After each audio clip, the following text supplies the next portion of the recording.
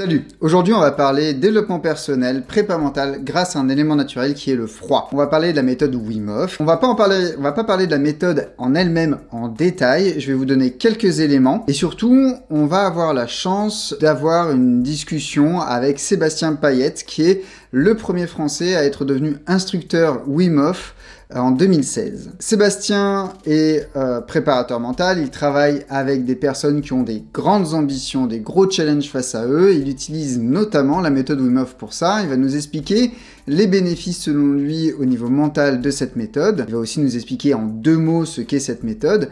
Avant, j'aimerais vous raconter un petit peu ma relation avec cette méthode. Il y a 4 ans, j'ai découvert cette méthode en discutant avec mon cousin et un pote, et en fait, je me suis aperçu que j'étais assez intrigué. Et donc, j'ai essayé petit à petit, et en fait, ça fait 4 ans que je prends des douches froides, et si vous me suivez sur Instagram, d'ailleurs, suivez-moi sur Instagram s'il vous plaît, le lien est dans la description. Vous avez pu voir une photo datée de janvier 2020 où j'étais dans une rivière. Et effectivement, j'étais dans une rivière de montagne, puisque c'était à côté de Gap, le 1er janvier. Et l'eau était à moins de 5 degrés, et c'était génial.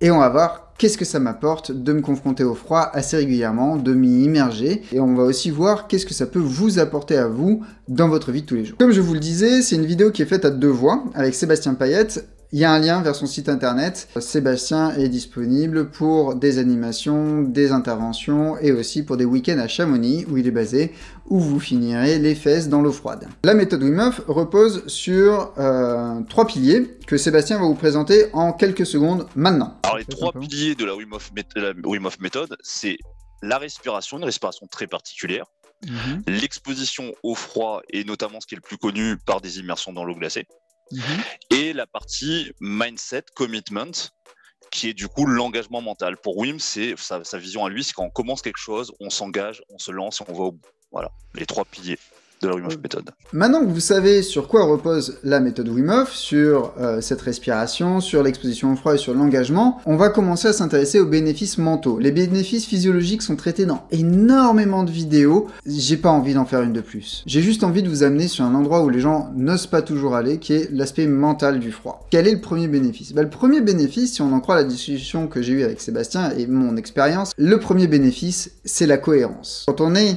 en train de se dire, tiens, aujourd'hui, je vais prendre une douche froide, il y a une partie de nous qui dit, mais t'es con, t'as accès à l'eau chaude. Pourquoi? Voilà ce que nous explique Sébastien au sujet de la cohérence. En fait, pour moi, c'est un élément stressant externe réel. On a une part de nous dissonante qui ne veut pas y aller. Une part de nous veut y aller, mais une part de nous préfère rester sur la berge plutôt que d'aller dans l'eau glacée. Et en fait, cette opposition, cette dissonance se retrouve dans tout ce qu'on fait dans la vie. Comment on fait pour prendre par la main cette part de nous qui ne veut pas y aller, l'orienter, créer à la place d'une dissonance une envie totale d'y aller, et comment on fait pour y aller.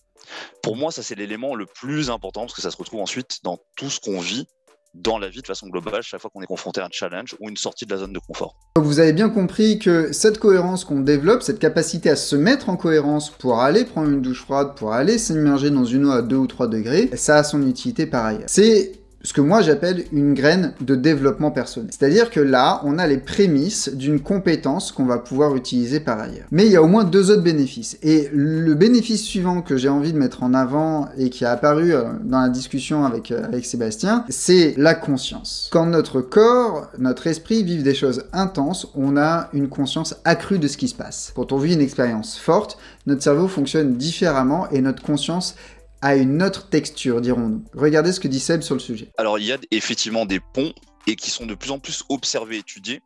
Il y a la science, j'ai fait une intervention il y a pas longtemps sur le flow, la science du flow qui commence à être de plus en plus connue. En fait, un des éléments du flow, c'est qu'il y a beaucoup moins de sang dans les parties de cortex préfrontal, et donc plus de sang dans des parties plus ancestrales, archaïques et profondes du cerveau. En fait, c'est un alignement presque de non-pensée, en fait.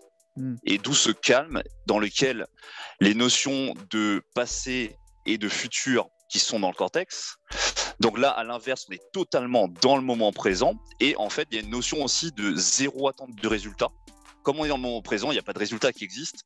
C'est on vit totalement et pleinement le moment présent. Donc pour moi, il y a clairement un lien. Effectivement, on est absolument dans le moment présent et c'est ce que recherchent beaucoup de pratiques. Quand on s'expose régulièrement et volontairement au froid, on développe donc 2 compétences. La Cohérence, la capacité à se mettre en cohérence, et la capacité à avoir une conscience spécifique du moment présent. Et en fait, ces deux bénéfices-là permettent de profiter pleinement du troisième, développer une écoute de soi de très grande qualité, qui va nous permettre en fait de nous positionner différemment vis-à-vis des challenges. Comment ça va se passer? Eh bien, écoutez, le mieux c'est de laisser Sébastien vous en parler. Le dialogue interne, on l'a en permanence. Mais la plupart du temps, la plupart des gens ne développent pas une écoute subtile de ce dialogue interne. On passe à côté en fait la plupart du temps. Là, c'est tellement puissant, c'est tellement extrême qu'on ne peut pas passer à côté. Donc c'est un banc d'apprentissage, et plus on le fait et avec une pratique délibérée de le mettre au quotidien, au service de son quotidien, plus on développe cette capacité. L'idée, c'est ce que je vis sur la berge avant d'aller dans l'eau glacée, de l'amener partout dans ma vie. C'est-à-dire, par exemple, l'écoute, je vais prendre un exemple tout simple, ce que nous renvoie notre subconscient, notre inconscient, les épaules qui vont tendues, les trapèzes qui vont se tendre, la mâchoire qui va se tendre. Du coup, ça me permet de le valider, de l'apprendre, de le décrypter avant mon immersion et ensuite.